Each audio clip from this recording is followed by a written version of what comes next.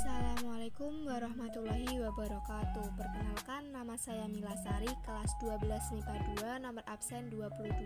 Di sini saya akan menjelaskan tentang sistem dan struktur politik ekonomi masa Orde Baru. Di sini saya akan membahas 6 poin.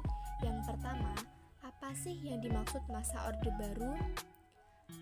Orde Baru adalah suatu penataan kembali kehidupan masyarakat, bangsa dan negara Indonesia berlandaskan dasar negara yaitu Pancasila dan Undang-Undang Dasar 1945. Istilah Orde Baru diciptakan untuk membedakan periode ini dengan periode Indonesia sebelumnya yang dipimpin oleh Presiden Soekarno. Yang kedua, siapa pemimpin masa Orde Baru? Masa Orde Baru dipimpin oleh Jenderal Soeharto yang merupakan Presiden kedua Republik Indonesia. Yang ketiga, kapan dimulainya masa Orde Baru? Masa pemerintahan ini berlangsung sejak diterimanya Surat Perintah 11 Maret atau yang disebut Super Semar pada 11 Maret 1966 oleh Jenderal Soeharto dan berakhir ketika reformasi terjadi pada tahun 1998. Yang keempat, bagaimana proses dan latar belakang masa Orde Baru? Setelah gerakan 30 September 1965 atau G30S ditumpas berdasarkan berbagai bukti yang telah berhasil dikumpulkan, PKI dituding sebagai dalangnya.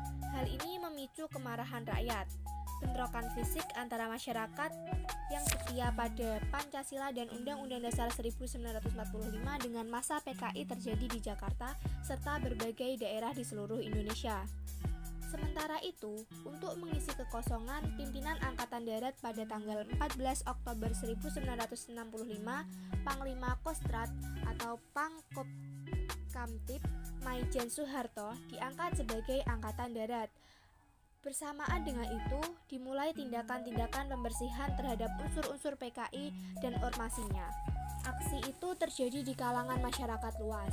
Berbagai partai politik, organisasi massa, pemuda, kaum wanita, dan masih banyak lagi secara serentak membentuk Front Pancasila untuk menghancurkan pendukung G30S PKI. Mereka meminta penyelesaian politis terhadap pihak yang terlibat dalam G30S PKI. Kesatuan aksi saat itu meliputi Kesatuan Aksi Mahasiswa Indonesia, Kesatuan Aksi Pemuda Indonesia, Kesatuan Aksi Pemuda Pelajar Indonesia, Kesatuan Aksi Sarjana Indonesia, dan lain-lain. Kesatuan aksi yang tergabung dalam Front Pancasila tersebut dikenal dengan sebutan Angkatan 66. Di sisi lain, kondisi perekonomian semakin bertambah buruk. Barang keperluan sehari-hari semakin sulit didapat dan harganya pun mahal, sehingga inflasi. Pemerintah sempat membuat keputusan pemotongan nilai mata uang rupiah dari Rp1.000 menjadi Rp1. Akan tetapi harga barang bukan semakin tinggi. Pelajar yang tergabung dalam Front Pancasila bahkan menyatakan kebijakan ekonomi pemerintah saat itu tidak dapat dibenarkan. Yang kelima, di mana terjadinya bentrokan antara pasukan Cakrabirawa dan demonstran. Pada tanggal 12 Januari 1966, berbagai kesatuan aksi yang tergabung dalam Front Pancasila mendatangi gedung DPR GR untuk mengajukan Trituntutan Nurani Rakyat atau yang disebut Tritura. Akhirnya pada tanggal 21 Februari 1966, Presiden Soekarno mengumumkan perubahan kabinet. Namun perubahan tersebut tidak memuaskan hati rakyat Indonesia karena masih banyak tokoh diduga terlibat dalam G30S PKI ada di dalam kabinet baru yang dikenal sebagai Kabinet 100 Menteri. Pada saat pelantikan anggota kabinet baru tanggal 24 Februari 1966, para mahasiswa, pelajar, dan pemuda memenuhi jalan menuju Istana Merdeka.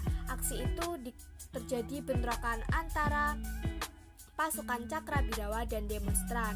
Peristiwa ini mengakibatkan seorang mahasiswa UI, Arif Rahman Hakim, gugur. Melihat situasi semakin tak terkendali, Presiden Soekarno akhirnya menyusun Super Semar, Surat Perintah 11 Maret, untuk Jenderal Soeharto.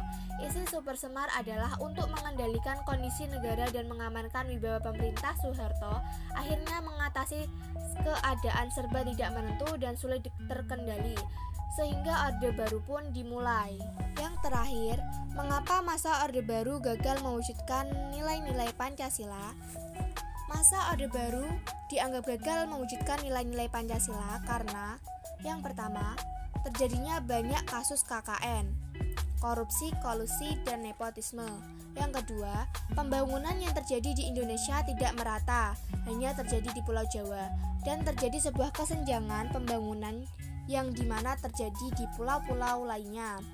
Ketiga, timbulnya kecemburuan yang dimiliki antar penduduk dalam kegiatan transmigrasi yang mendapatkan tunjangan pemerintah. Yang keempat, pelanggaran HAM marak terjadi kepada masyarakat non-pribumi. Yang kelima, terjadinya pembungkaman kritik dan oposisi. Yang terakhir, pembatasan kebebasan pers. Sekian dari saya. Wassalamualaikum warahmatullahi wabarakatuh. Terima kasih.